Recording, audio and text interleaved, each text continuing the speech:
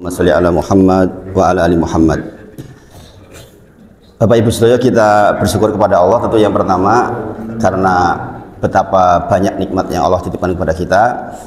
Sekali lagi saya mengingatkan bahwa titipan ini harus kita pertanggungjawabkan di sisi Allah Subhanahu wa taala, maka pastilah kita harus punya LPJ yang bagus, laporan pertanggungjawaban yang bagus atas titipan nikmat ini. Jadi pastikan sebelum kita malu di hadapan Allah, malulah hari ini. Sebelum kita dihisab di sisi Allah, hisablah diri kita hari ini. Maka di antara kesibukan seorang muslim adalah menghisab tentang apa yang dikerjakan di waktu-waktu yang telah diberikan oleh Allah Subhanahu wa taala. Kita sadar sepenuhnya bahwa kita akan ditanya atas umurmu fima afna, digunakan untuk apa. Dan tentu saja umur dengan seluruh kandungan yang ada di dalamnya, kesehatannya dan semua nikmat. Maka kita bermohon kepada Allah mudah-mudahan termasuk yang insya Allah pertanggungjawabannya baik sehingga menjadi orang-orang yang dipantaskan oleh Allah untuk masuk surganya kelak insya Allah. Cita-cita tertinggi kita. Salawat dan salam kita sampaikan pada junjungan kita Nabi Agung Muhammad Sallallahu Alaihi Wasallam. Semoga kita dimudahkan mengikuti risalahnya insya Allah. Pagi ini insya Allah materi yang dibahas sesuai permintaan menika mengulang lagi tentang fikih kurban. Semalam saya ditelepon oleh Ustadz Alim jam 9 mengabarkan tentang kalau bisa dibahas fikih kurban lagi, walaupun ini mengulang dan mengulang, tapi saya kira penting karena afatul ilmi an-nisyan, afatul ilmi an-nisyan, musibah ilmu itu lupa. Memang begitu, apalagi ini ibadah tahunan, kadang-kadang kita sering lupa. Maka kita bahas secara singkat beberapa hal yang mungkin bisa menjadi pengingat kembali. Sebelum kepada dasar-dasar tentang kurban, saya menyampaikan tentang jenis dulu jenis kurban itu ada dua, yaitu kurban wajib dan kurban sunnah. Adapun besok yang kita laksanakan adalah kurban apa? Sunnah.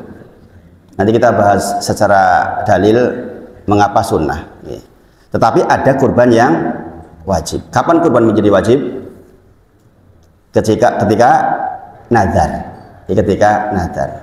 Nazar itu syariat yang dibolehkan, tapi jangan dipakai kalau bisa. Saya mau korban jikalau anak saya diterima di UGM misalnya begitu. Itu nazar namanya. Maka hukumnya menjadi wajib. Ya kan? Nah, ini syariat yang dibolehkan tapi disifati sebagai orang yang pelit. Jadi orang yang suka nadar itu disifati orang yang pelit karena dia mensyaratkan sesuatu untuk sesuatu. Ya Allah, saya mau ini jikalau ini, itu kan pelit namanya. Ini bang, kenapa enggak? Ya Allah, saya mau ini, gitu aja sudah. Makanya sekali lagi hindari nadar, mewajibkan sesuatu yang sebenarnya sunnah menjadi wajib karena kalimat di dalam dirinya. Maka sekali lagi ini berbeda. Secara umum syariatnya sama, tetapi ada hal yang berbeda. Perbedaannya di mana? Yaitu di masalah pembagiannya. Kalau kurban wajib, maka shahibul kurban tidak boleh mengambil sedikit pun bagian dari hewan kurbannya, termasuk istrinya, termasuk anaknya, termasuk semua yang ditanggung dalam satu atap, nggak boleh. Jadi kalau korban sunnah kita boleh mendapatkan maksimal sepertiga. Saya katakan maksimal, jadi jangan minta lebih maksudnya. Jangan sudah sepertiga kemudian minta lagi sampilnya, ininya, itunya. Ini lebih namanya. Makanya afdolnya sebenarnya banyak untuk yang disedekahkan. Sepertiga itu bukan berarti ketentuan harus segitu minimal sepertiga untuk sedekah, maksimal sepertiga yang kita makan. Itu maksudnya jadi harus dibedakan. Nah, ini antara kurban wajib dan kurban sunnah harus dibedakan. Kemudian yang berikutnya, ini saya lompat dulu karena dulu sudah pernah, ini jadi saya bolak-balik aja tentang masalah sepertiga untuk sedekah. Siapa yang mendapatkan itu? Yaitu fakir dan miskin. Siapa fakir miskin secara syariat? Miskin adalah orang yang penghasilannya kurang dari satu. Ini diingat-ingat ya. Miskin secara syariat artinya penghasilannya kurang dari satu. Seseorang kebutuhannya 5 juta, gaji petang yuto, ini miskin ini secara syariat.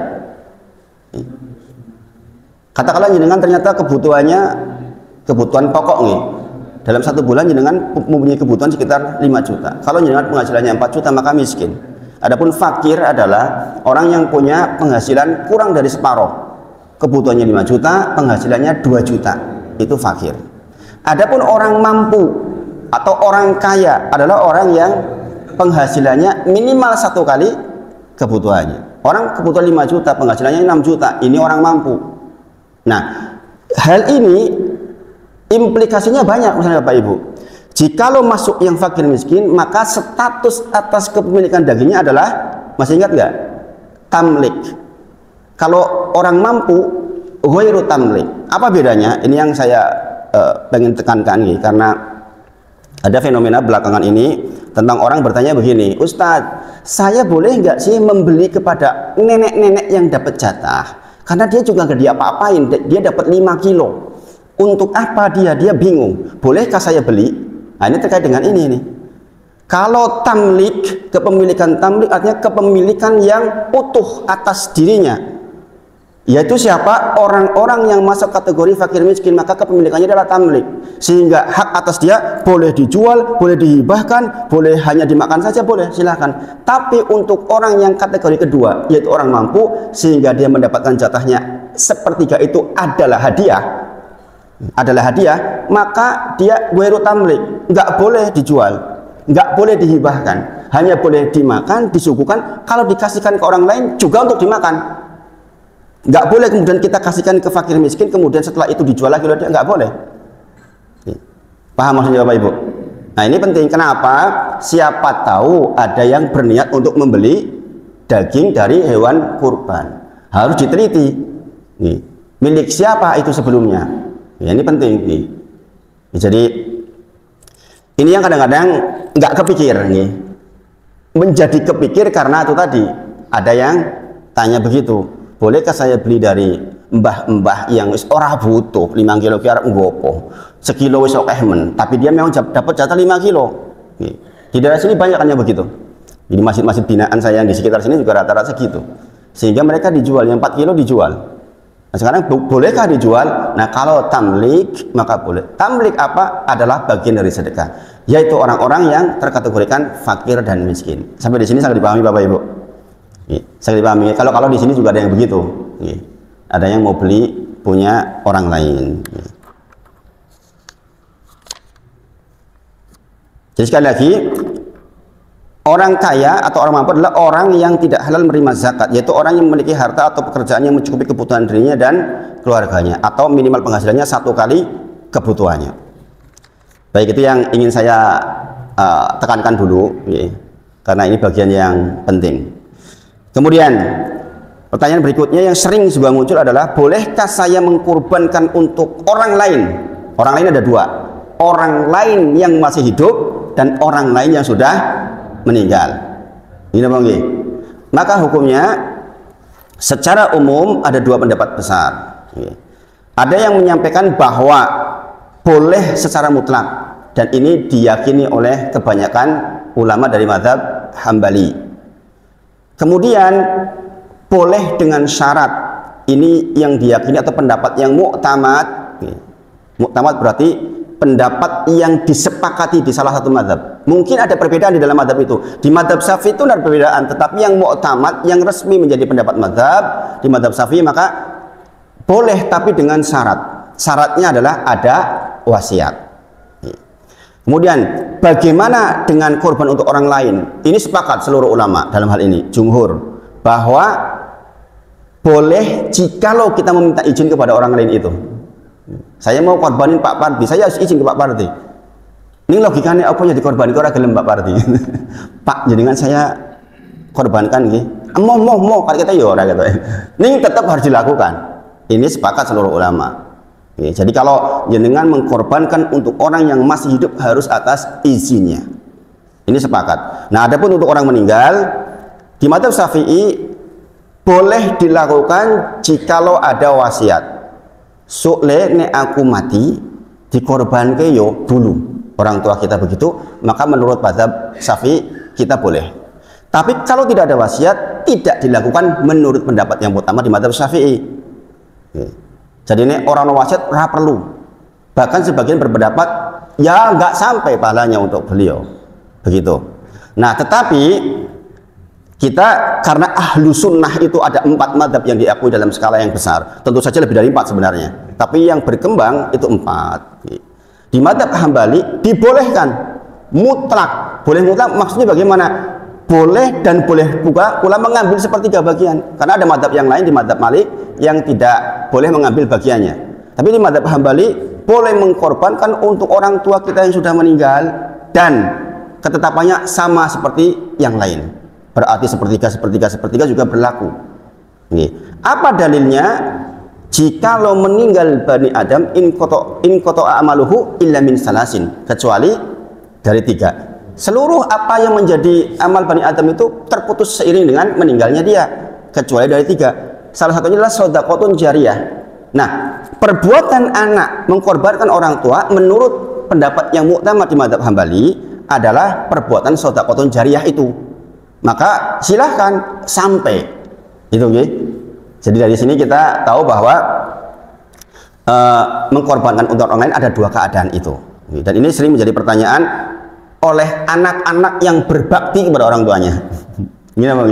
Biasanya orang bertanya kayak gitu kan, bapak masak kan dia ben ketua yorung apa korban. Saya korbankan boleh apa enggak? Nah, di kampung, di masyarakat kita berkembang 2 pendapat itu. Walaupun banyak di kampung-kampung yang berpendapat bahwa enggak boleh, karena berdalil dengan apa yang ditetapkan di mazhab Syafi'i. Sementara di Indonesia banyak yang mengakunya mazhab Syafi'i. Sehingga kalau tidak ada wasiat maka tidak boleh. Kemudian ini juga urgent bagi panitia. Di sini jagalnya itu ngambil dari tempat lain atau dari dalam? Jagalnya dari dalam. Sudah ada petugas dari sini? Sudah nih. Kan masih banyak juga masjid yang mengambil dari luar. Bagi yang apa namanya menyembelihnya masih dari luar, yang harus menjadi bahan pertimbangan adalah tentang bagaimana nasib sembelihan orang yang tidak sholat. Ada nggak jagal yang tidak sholat kira-kira? Ada nggak? Jagal nih orang sholat, orang ada nggih? Jadi dan ini disoal oleh para ulama nggih. Maka di antara keabsahan kurban kita adalah yang sangat menentukannya adalah proses ini, proses jagalnya ini. Maka pelatihan jadi jagal itu banyak banget. Dan keluarga saya kebanyakan tuh kursus dapat sertifikat jagal. Nih. Karena apa? Untuk kepentingan masyarakat. Kakak-kakak saya semuanya, hampir semuanya jagal. Saya tok yang enggak. Ya anak-anak pun saya ajari untuk bersertifikat untuk jadi jagal. Kenapa? Karena ini penting. Kenapa? Pendapat yang muktamad, pendapat jumhur bahwa tidak sah sembelihan yang dilakukan oleh orang yang tidak sholat. Saya bacakan dalilnya. Ini dulu belum saya sampaikan. Ini saya sampaikan karena saya yakin yang dulu-dulu, karena lama-lama masih ingat, makanya saya lompat-lompat ini. Yang pertama, Rasulullah bersabda, "Inna baina rajuli wa bainal kufri aw syirki tarkus salat." Kata Rasulullah, sesungguhnya yang menjadi batas pembeda antara aku dengan orang-orang syirik, orang-orang kafir itu adalah tarkus salat, meninggalkan salat. Satu, ini pegangi dulu ini. Bahwa yang menjadi pembeda antara aku dan orang-orang yang syirik, orang-orang kafir, tarkus salat adalah meninggalkan salat. Jangan lagi tanya gini, wis sholatnya bar blas ora sholat apa piye? Nanti lagi nanti. Ini umum dulu ini, umum dulu. Kemudian waqala Rasulullah sallallahu alaihi wasallam al-ahdu ladzi baina wa bainahumus shalah. Perjanjian antara aku dengan orang-orang itu sholat. Wa man tarakaha faqad kafar, kata Rasulullah. Barang siapa yang meninggalkannya maka sudah kafir. Sekali lagi, ini pembahasan ini saya kerucutkan ke persoalan korban nih, karena untuk menentukan kafir seseorang itu bukan wilayah pribadi kita, bukan. Jangan sampai kita mengkafir-kafirkan orang hanya berdalil dengan ini, bukan. Ini kehati-hatian nih, ini kehati-hatian. Karena kalau kita mengucapkan kafir ke orang lain, ternyata orang lainnya nggak kafir, kembali ke kita. Ini saya menyampaikan ini dalam rangka untuk mengkerucutkan persoalan penyembelihnya. Nek iso hati-hatilah. Itu maksudnya itu. Karena terkait dengan hal ini. Umar bin Khattab berkata, "Nahadu fil Islami liman taraka salat." Nggak ada jatah buat orang yang meninggalkan sholat. Artinya udah dianggap keluar. Jadi dengan tahu nih, orang yang murtad nggak dapat waris. Paham nih? Maka di sini dikatakan nahatu fil Islami liman taraka sholat. Nggak ada jatah, nggak ada bagian buat orang yang meninggalkan sholat. Artinya dia udah dianggap murtad. Kemudian para sahabat mereka tidak memiliki penilaian terhadap sahabat, terhadap orang-orang terkait dengan yang menyebabkan kekafiran kecuali sholat. Jadi zaman dulu para sahabat untuk menghukumi orang itu dari sholatnya. Kemudian dari Ibnu Abbas, man taraka sholat faqad kafar. Barang siapa yang meninggalkan sholat maka dia telah kafir. Kemudian dari Jabir bin Abdillah, man lam yusolli fahuwa kafir. Barang siapa yang tidak sholat maka dia kafir. Nih deretan ini menjadi hal yang sangat jelas bahwa di antara yang membedakan antara kita dengan non muslim itu adalah sholat. Nah kemudian para ulama menyimpulkan dari sini, mengapa orang yang nggak sholat sembelihannya tidak boleh? Sementara kalau jenengan di sini seluruh orang di sini muslim, nggak ada yang bisa menyembelih. Sing iso nyembelih wong non muslim tok. Sah nggak sembelihannya? Sah nggak? Sah, ahli kitab itu sah sembelihannya. Mengapa orang yang tidak sholat justru tidak sah? Dikatakan di sini. Wabidzalika dengan itu semua tadi yang dibacakan tentang ketentuan tadi yang saya bacakan nih, hadis tadi. Yu'lam, diketahui. Annal ladzina lam yusolli la dinalahu. Dari dalil yang tadi yang kita bacakan tadi, maka diketahui orang yang enggak sholat tuh orang yang enggak punya agama. Non muslim yo dudu, Islam yo dudu, statusnya yo apa? Maka orang yang demikian keadaannya tidak sah sembelihannya. Ini pendapat yang sahih. Maka Bapak Ibu, meskipun ini teknisnya saya yakin insya Allah jarang lah wong sing jenenge tukang jagal kok yo ora salat ya kebangetan. Ini kalau jenengan melihat keadaan demikian ya harus diperingatkan. Misalnya contoh ada orang yang mohon maaf ya penampilan nggak ukuran ya, misalnya orangnya tatoan full, jagale. Meskipun sekali lagi itu bukan ketentuan. Banyak orang yang tatoan pun kemudian masya Allah hijrah dan menjadi orang yang sangat baik. Tapi orang kadang-kadang melihat dohir, ya kan? Iki dungoni apa ora iki? Bisa seperti itu ya, nggak ada salahnya ditanyakan sebelum prosesinya. Jangan pas lagi prosesi ditanyakan nanti malah ditusuk ya dengan opo gitu. Jangan, tentu saja sebelum itu jangan harus tahu dulu. Kemudian juga dia adalah pilot dan sekaligus co-pilot. Paham maksudnya dulu udah pernah saya terangkan. Maksudnya yang nyembelih dia yang doa dia. Jangan dongo yang nyembelih. Nah, ini enggak sah. Mbah kaume ra iso nyembelih. Sing nyembelih sing cah kuwi. Mbah jenengan sing dongo nggih, kula sing nyembelih. Niku mboten asal. Karena berarti dia menyembelih tanpa dengan ucapan bismillah. Sederhana sebenarnya, sah ketika ada ucapan bismillah. Bismillah itu aja sah. Mau lengkap bismillahi Allahu akbar. Mau lengkap lagi bismillahi Allahu akbar. Hada minka walaka. Taqabbal min fulan an ahli baitihi dan keluarganya. Nah ini tentang teknis penyembelihan karena ini menentukan sekali keabsahan dari korban kita. Ini urgent bagi panitia yang mengurus. Mudah-mudahan diberi kemudahan untuk mendapatkan jagal yang baik. Karena apa? Saya putar di Jogja itu ternyata banyak juga loh masjid yang nggak pakai panitia. Ya kan panitia udah 1 bulan sebelumnya nih. Beberapa masjid itu nggak pakai panitia. Lah terus bagaimana teknis pelaksanaannya? Kambing, sapi datang itu malam Idul Adha. Bayangin berapa jumlah? Kadang 2, kadang 3, kambingnya bisa 50. Lah terus pelaksanaannya dadak hari berikutnya. Ada yang begitu itu. Makanya saya tertarik besok Idul Adha besok insya Allah saya bakal datang ke tempat itu tuh. Kok iso orang nggak panitia kok melaku gitu. Kebayang nggak dengan kegiatan seperti itu nggak pakai panitia itu bisa nggak sih? Ya masya Allah. Tapi mungkin kata mereka ini sudah uruf di sini. Pokoknya begitu hari H, otomatis masyarakat kumpul semua di situ, 2 RT. Nggak ada yang nggak keluar katanya. Jadi ya pokoknya berapapun siap. Gitu.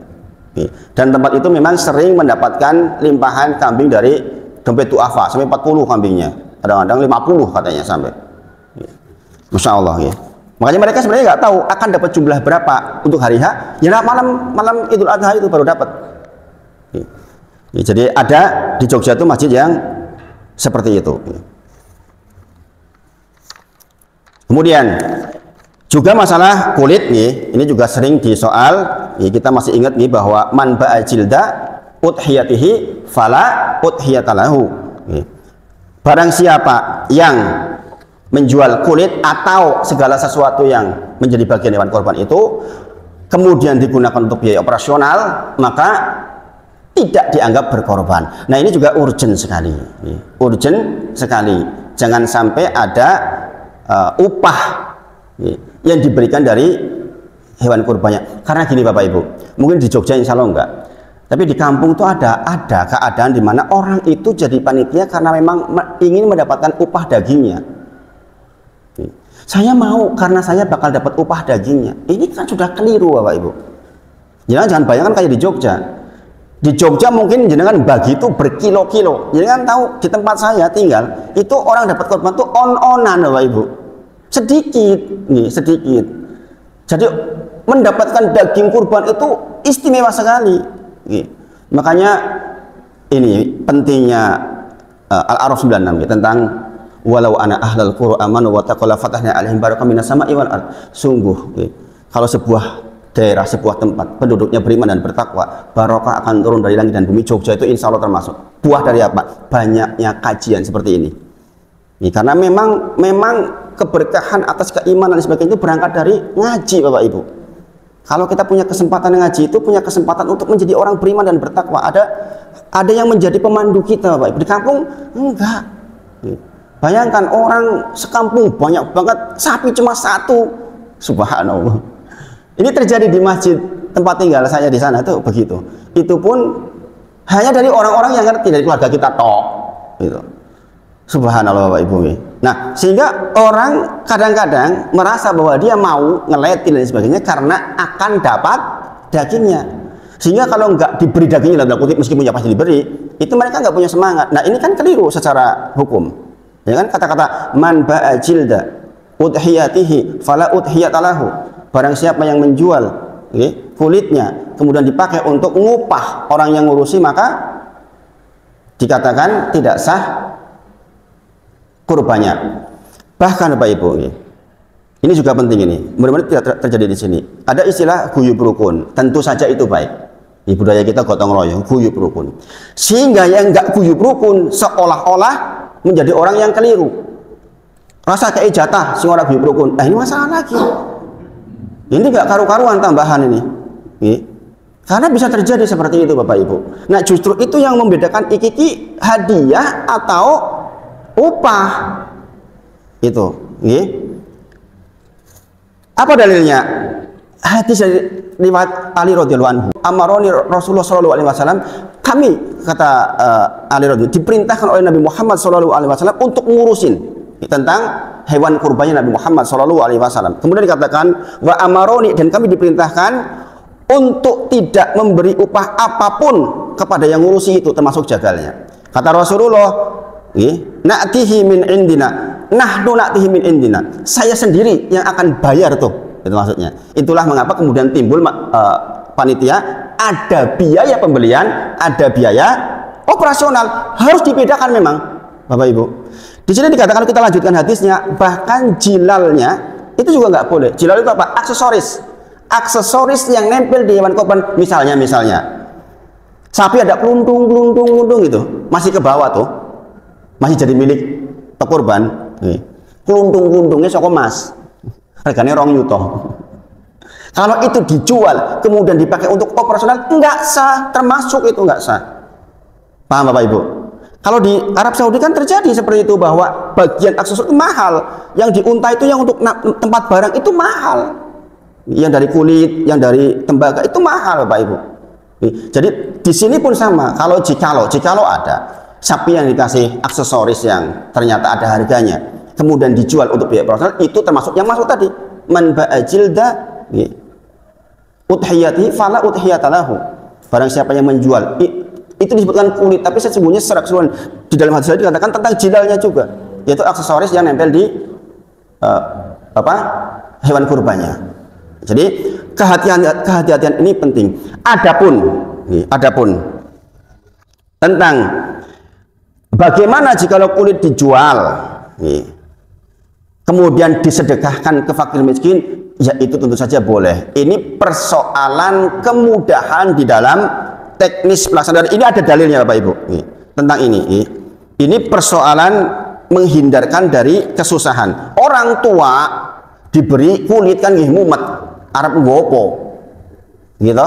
Maka panitia berinisiatif untuk menjualkan dan diberikan dalam bentuk uang, itu boleh. Dan ini dibahas secara khusus di madzhab Syafi'i, khususnya ketika ditanyakan kepada Imam Nawawi rahimahullah taala tentang ini, maksudnya ini itu maksudnya kulit. Tentang ini ya Syekh, untuk apa? Apa yang bisa aku lakukan dengan ini? Maka disebutkan beberapa hal, diantaranya adalah itu tadi.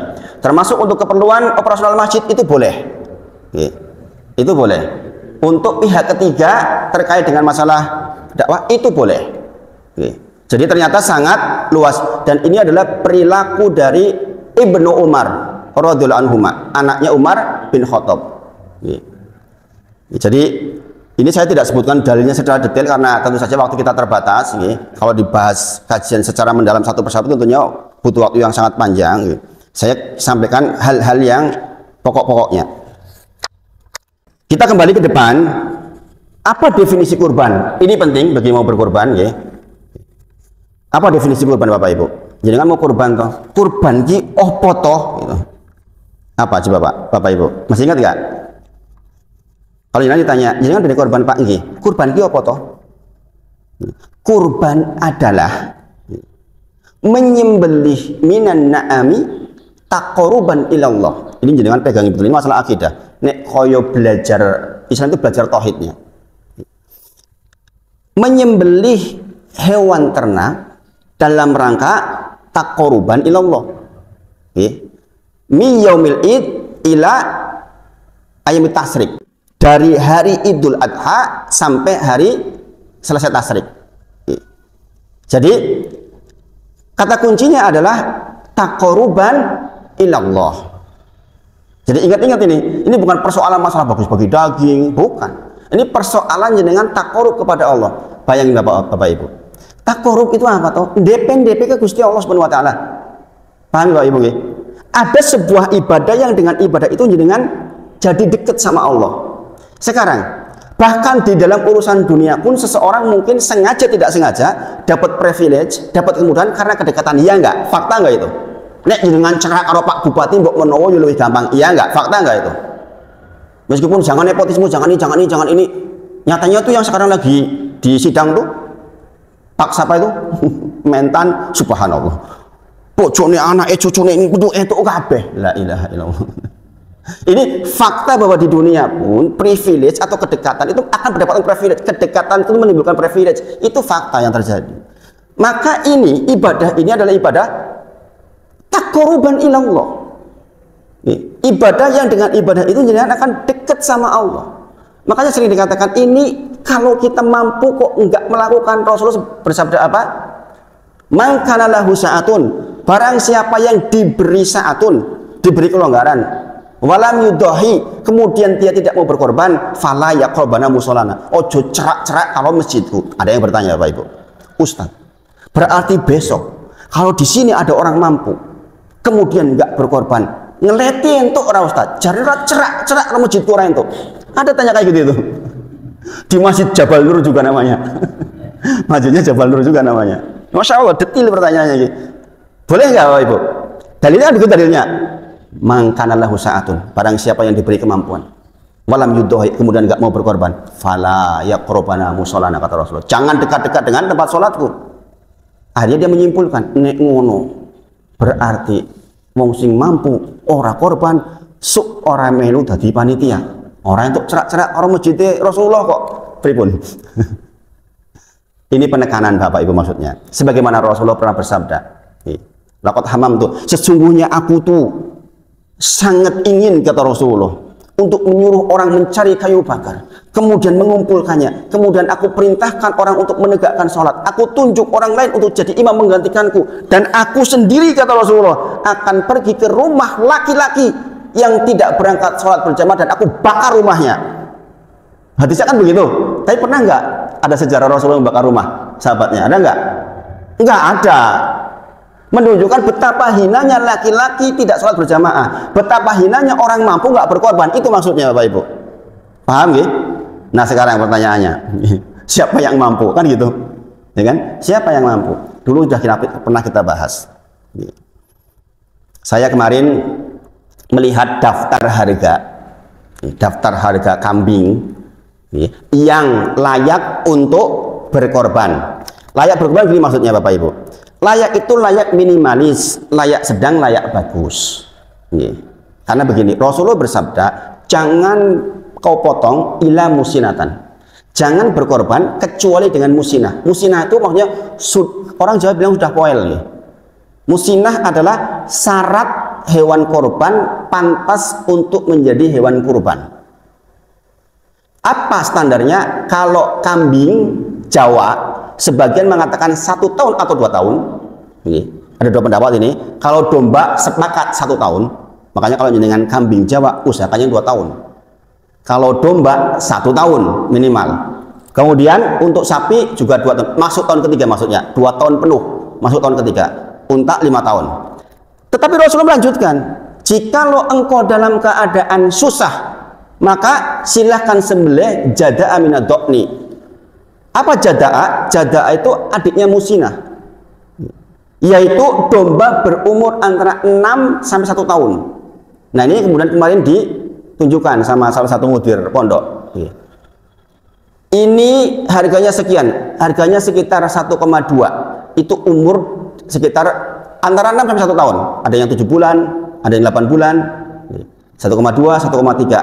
Yang jantan berarti yang betina kurang dari itu. Apa hubungannya dengan kemampuan? Apa hubungannya dengan hadis tadi? Mangkana lahu sa'atun, barang siapa yang diberi kemampuan, walam yudohi, kemudian dia nggak mau berkorban, fala yaqrabana musalla, terkait dengan keterangan saya tadi. Artinya gini Bapak Ibu, orang yang dianggap mampu secara syariat adalah orang yang mempunyai kecukupan harta untuk menghidupi dirinya dan keluarga yang ditanggung dalam satu atap itu selama 4 hari. Tanggal 10, 11, 12, 13. Kira-kira saiki awake dhewe kira-kira sok tanggal sapono aku ketoke yo duwe. Nek duit nggo dahar sak keluarga selama 4 hari. Katakanlah jenengan ternyata punya kebutuhan 300.000 sehari atau 500.000 banyak. Berarti jenengan punya uang 2 juta plus kira-kira punya uang sisa senilai tadi itu plus minus 1,5 juta, maka jenengan termasuk yang kategori mampu tadi itu. Mangkanallahu sa'atun walam yudahi fala yaqrabana musallan, termasuk orang yang kalau jenengan nggak berkorban kono ojo cerak-cerak karo masjidku, kata Rasulullah Shallallahu Alaihi Wasallam. Nah ini pula yang menjadi dalil di madzhab Hanafi mengatakan kurban itu sampai derajat wajib dari dalil tadi itu, dan dari dalil inna a'tainakal kautsar fasholli li rabbika wanhar, sehingga dikatakan wajib karena di situ perintah asalnya wajib, tetapi yang sahih adalah sunnah, yaitu sunnah yang muakkadah. Itu yang saya katakan Bapak Ibu, bahwa di dalam ibadah-ibadah kita itu ada ibadah yang wajib, ada yang sunnah, tapi ada sunnah yang ditekan banget, gitu. Ditekan banget. Apa dalil sunnahnya? Rasulullah bersabda, 3 yang faridotun buatku, tetapi buat kalian tatawu, buat kalian adalah sunnah, adalah al-witru wan nahru was salatu duha. 3 yang wajib buatku adalah sholat witir, kemudian menyembelih hewan kurban, dan sholat duha wajib bagi Nabi Muhammad SAW. Buat kita tahu, buat kita adalah sunnah. Jadi menunjuk dengan jelas qarinah atau tanda yang jelas bahwa walaupun asalnya perintah fasholli li rabbika wanhar, tetapi ada penanda yang lain bahwa tidak sampai derajat wajib. Ini sunnah, tetapi sunnahnya sunnah yang sangat ditekan. Dalil lain, idza ra'aitum hilalatil hijjah, jikalau di antara panjenengan melihat hilal bulan Dzulhijjah, masuk bulan Dzulhijjah, masuk maghrib tanggal 1 Dzulhijjah, sebentar lagi. Hari apa Pak Parti? Sabtu, tanggal 1-nya. Tanggal 1-nya hari Sabtu. Berarti jenengan malam Sabtu jenengan masih hidup, dan wa arada ahadukum ayuddahi, sementara panjenengan berniat untuk menyembelih hewan kurban, fal yumsik, jangan potong kuku dan rambut. Di sini kata-kata arada ahadukum ayuddahi, jikalau jenengan berkehendak, jenengan ingin, jenengan mau, bukan perintah di sini. Ini apa lagi? Maka menunjukkan ini tidak sampai derajat wajib, tapi derajatnya sunnah. Kemudian yang lain, Umar bin Khattab, Abu Bakar As-Siddiq pernah 2 kali, 2 tahun tidak kurban. Kenapa? Ingin menunjukkan bahwa ini hukumnya sunnah, tidak sampai derajat wajib. Tetapi sekali lagi, sunnahnya sunnah sangat ditekan. Sebagaimana tadi, laki-laki yang nggak berangkat ke masjid itu menurut Rasulullah rumahnya pantas dibakar. Subhanallah, mengerikan nih. Tapi Rasulullah nggak pernah membakar, menunjukkan betul-betul penting, betul-betul penting. Kemudian sambil jenengan pikirkan, ada yang ditanyakan nggak nanti? Atau sekarang aja, sekarang. Kita punya waktu beberapa menit ke depan. Nanti kalau ini ditanyakan beberapa hal supaya pembahasannya lebih mengerucut. Monggo. Monggo.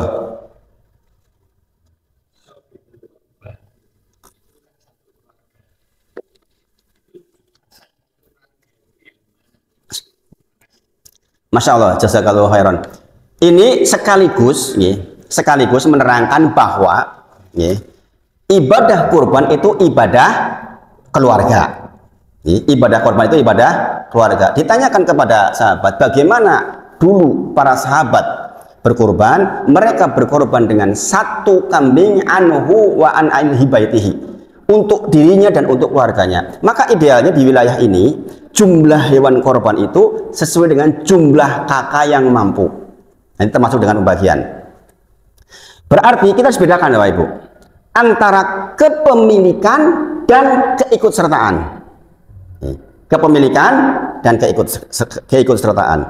Kambing kepemilikannya berapa? Orang 1, sapi 7. Keikutsertaannya, kambing 1 itu keikutsertaannya tak terbatas, sesuai dengan jumlah ahli baitihinya. Ahli baitihinya. Siapa ahli baitihi? Adalah orang yang masih punya hubungan kekerabatan dan masih hidup satu atap. Ini satu atap. Jadi batasan yang diikutsertakan untuk dapat pahala adalah orang yang hidup satu atap, walaupun sudah menikah, bisa jadi tapi belum punya kakak sendiri, dia masih hidup dengan orang tuanya, maka dia termasuk yang mendapatkan keikutsertaan. Jadi dibedakan antara kepemilikan dan keikutsertaan. Ini penting Bapak Ibu. Suami istri, Pak Parti dan istrinya masing-masing punya gaji. Pak Parti tahun ini hendak berkorban sapi seharga 100 juta. Amin, amin.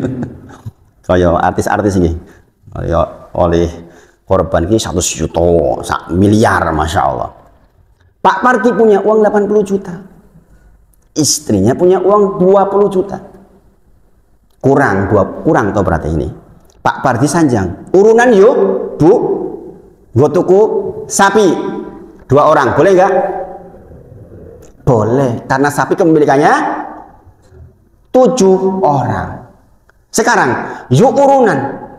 Gue tuku kambing. Regan 50 yuto. Aku duwe duit 30, jenengan pun duwe duit 20. Boleh nggak? Tidak boleh. Karena apa? Karena kepemilikan atas kambing itu 1 orang. Saya pahami nggih? Halah wong bojo laki mosok seorang itu akad Bapak Ibu. ibu menyerahkan uang ke bapak atau bapak menyerahkan uang ke ibu. Mungkin jangan berpikir, alah koyo ngono we kok. Memang begitu Islam itu Bapak Ibu. Sebagaimana saya ulang-ulang, kita tuh jadi boleh berhubungan suami istri gara-gara ijab kabul. Kita menjadi muslim dan hak masuk surga gara-gara asyhadu alla ilaha illallah. Kalimat Bapak Ibu. Jadi Islam itu kalimat. Masalah akad menjadi sangat penting. Maka ketika memang kepemilikannya seperti itu, ingat hukum tadi. Berarti itu Pak. Jadi dikatakan ahli batin batasannya adalah orang yang satu atap dan dia kerabat ponakan dan sebagainya masih ikut kita, maka itu termasuk di dalamnya. Ngerti nih Pak nggih, insyaallah. Ada lagi? Monggo Pak. Waalaikumsalam warahmatullahi wabarakatuh.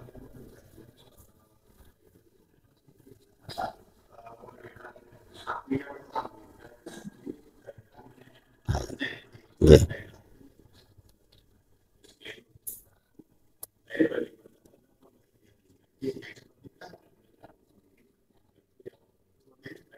Masya Allah.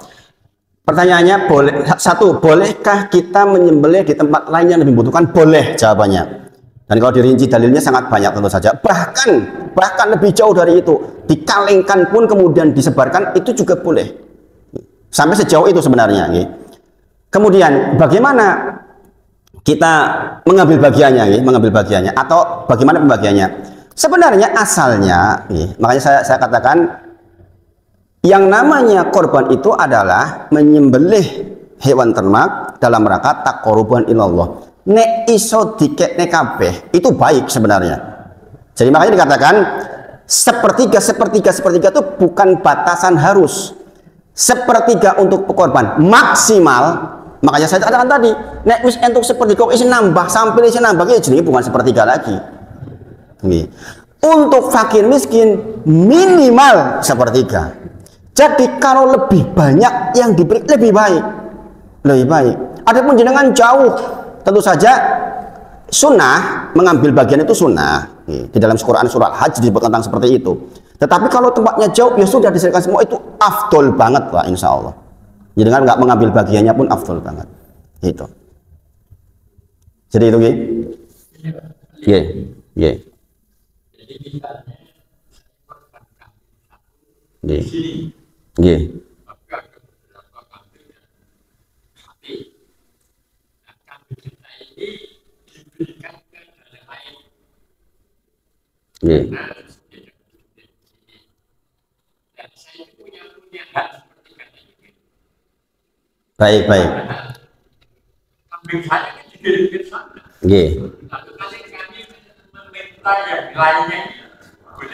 Masya Allah.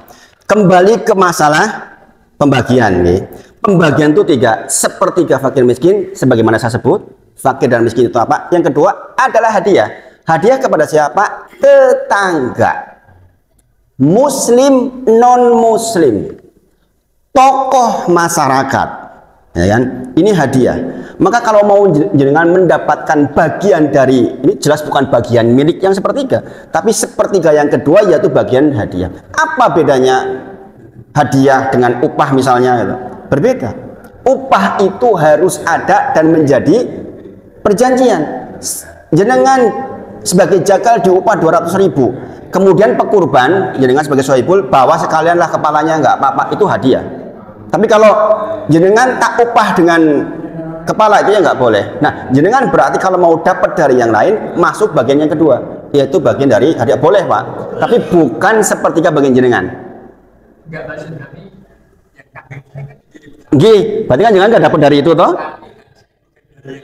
Bukan. Dari boleh, yaitu masuk ke hadiah sepertiga yang kedua, gitu. Bukan masuk sepertiga dari pekurban, tapi sepertiga yang kedua yaitu hadiah. Tadi saya sampaikan tetangga kita muslim non muslim ketokohan adalah dapat hadiah, maka jenengan dapatnya bagian dari itu, bagian yang hadiah itu. Ngaten nggih? Ada lagi? Nggih. Monggo.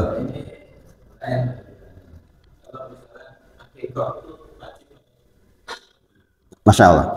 Pertanyaannya, akikoh wajib atau tidak? Kemudian kalau belum akikoh boleh nggak kurban gitu? Ini juga sering ditanyakan. Satu, akikoh itu sunnah mu'akkadah buat siapa? Bapaknya. bapaknya, bukan ibunya nggih.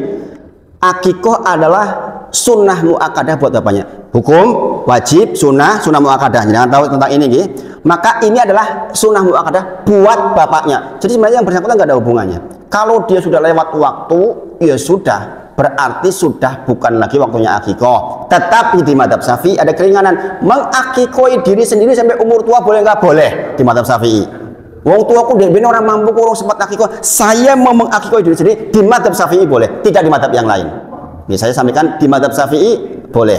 Nah sekarang urung akikoh entuk orang korban, sekali lagi tentu saja nggak ada hubungannya antara akikoh dengan korban. Mana yang didahulukan akikoh dan korban? Korban dulu, karena itu yang terkait dengan sunnah pribadinya jenengan, bukan sunnah orang tua jenengan. Kalau jenengan mengakikoi diri sendiri, jenengan mengambil sunnahnya bapak jenengan dulu almarhum. Gitu. Jadi sekali lagi yang belum akikoh jangan menjadi hambatan untuk tidak berkorban. Gitu. Moga. Untuk pemilikan lembu, berarti kan 7 orang. Iya. Seumpama dari salah satu 7 ada yang non muslim. Masya Allah, pertanyaan yang bagus. Memang dari pertanyaan ini jadi berkembang ilmu. 5 syarat orang boleh berkurban, salah satunya adalah muslim.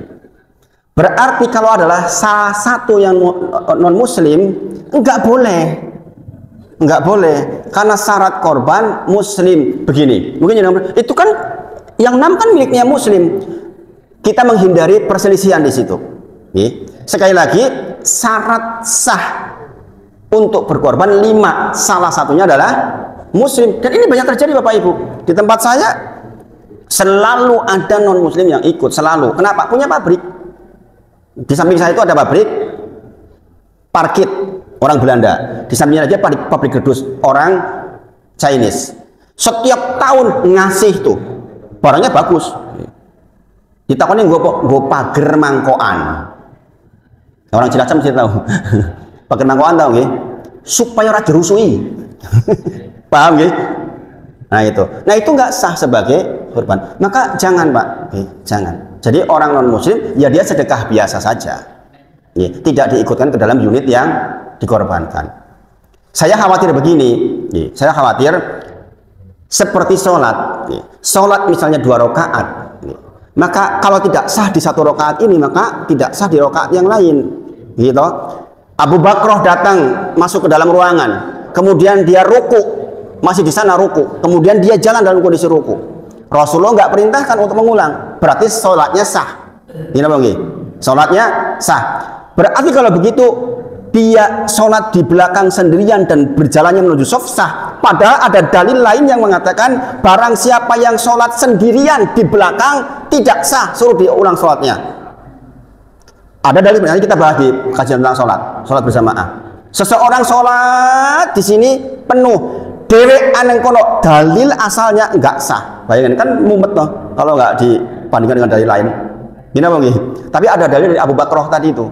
Kenapa menjadi dalil bahwa itu hanya sampai derajat tidak afdol? Karena Abu Bakroh pernah sendirian di belakang sebelum masuk shaf. Ternyata Rasulullah nggak suruh ulang. Nah, saya khawatirnya kalau misalnya 1 unit lembu, satu lembu kemudian dibagi 7 unit, yang 1 unit bukan Islam, khawatir tidak masuk ke dalam syarat sahnya ini. Jadi jangan Pak. Jangan. Ngerti nggih Pak nggih? Kalau nanti ada perkembangan ilmu saya sampaikan insya Allah tentang ini. Monggo Pak. Assalamualaikum. Kalau misalnya ada seorang kurbannya kambing, terus dia pesan kepada panitia nanti saya minta boleh. Itu tadi berarti masuk bagian yang kedua. Sekali lagi saya ulang, pembagian 3, sepertiga untuk fakir miskin, sepertiga untuk hadiah, sepertiga untuk kurban. Kalau dia ingin dapat lembu, berarti dia masuk ke bagian yang kedua. Karena boleh, orang miskin dan kaya itu dapat kalau korban kan, bahkan non muslim pun dapat. Berarti dia bisa dapat punya pekorban yang lain, nggak masalah. Sebaliknya, yang kurban lembu pengen daging kambing, sebagaimana kecintaan Rasulullah terhadap daging kambing, ya dapat dari kurban yang lain, tidak masalah. Tidak masalah. Jadi akadnya adalah mendapatkan hadiah, dan itu mafhum. Yang penting jangan sampai mengatakan ini upah, itu nggak boleh. Sekali lagi, bedanya upah sama hadiah apa Bapak Ibu? Upah harus ada. Kalau nggak ada, nggak boleh, harus ada. Jagal 200.000, ya dibayar 200.000. Kalau upah, ono alhamdulillah. Kalau hadiah, ono alhamdulillah. Orang ono, ada apa-apa. Orang tuh popo. Kesel-kesel mau sih gitu misalnya. Tapi orang popo, kalaupun nggak ada. Gitu. Ada lagi? Enggak.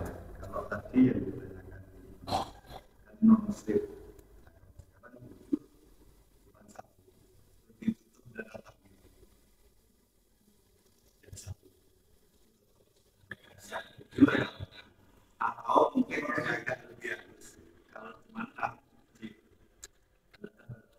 Ya, ya, masya Allah, masya Allah. Kepemilikan 7 itu maksimal. Artinya kalau ditanggung orang 6 nggak masalah. Berarti kalau misalnya yang 6 ini menanggung dengan meminjam dana takmir, karena kebetulan misalnya 6-6-nya duitnya mau pas-pasan toh, kepaksa pakai harus dana takmir, maka statusnya pinjam dana takmir. Dan hukum meminjam uang untuk berkorban itu boleh sepanjang ada jelas untuk kembalinya. Seperti pegawai negeri, gajian tanggal 1, saya harus beli tanggal 10, maka dia pinjam ke saudaranya dulu untuk beli hewan korban, itu dibolehkan. Ini pula yang menjadikan bolehnya arisan korban. Wong petang puluh arisan korban, yang dapatkan cuma 4, ya enggak? Berarti yang 4 ini pinjam kepada 36 yang lain. Mengapa boleh? Karena hutang dalam korban boleh sepanjang ada jelas pengembaliannya. Nah, arisan kan jelas, pasti akan kembali. Termasuk aturan jikalau yang ikut arisan mati, maka pewarisnya yang melanjutkan. Itu sudah ada ketentuannya. Saya baca draftnya itu. Jadi seperti itu Pak. Jadi sekali lagi 7 itu bukan harus digenapkan 7 orang. Enggak. 3 orang baik-baik saja. 2 orang seperti Pak Pardi suami istri tadi baik-baik saja. Berarti statusnya yang 6 pinjam kepada pihak ketiga, dalam hal ini adalah takmir masjid, dan harus dikembalikan. Gitu. Ngaten nggih, sudah jam 6 insya Allah. Mudah-mudahan berkah. Nanti minggu depan kalau masih ada beberapa pertanyaan, mungkin bisa disampaikan lewat WA dulu, dikumpulkan ke Pak Pardi, sehingga nanti pembahasan kita lebih mengerucut. Karena ini ulangan Pak, jadi saya nggak urutkan. Mudah-mudahan bermanfaat. Kita tutup dengan kafaratul majelis. Subhanakallahumma wa bihamdika, asyhadu an la ilaha illa anta, astaghfiruka wa atubu ilaik. Wa akhiru da'wana alhamdulillahirabbil alamin. Assalamualaikum warahmatullahi wabarakatuh.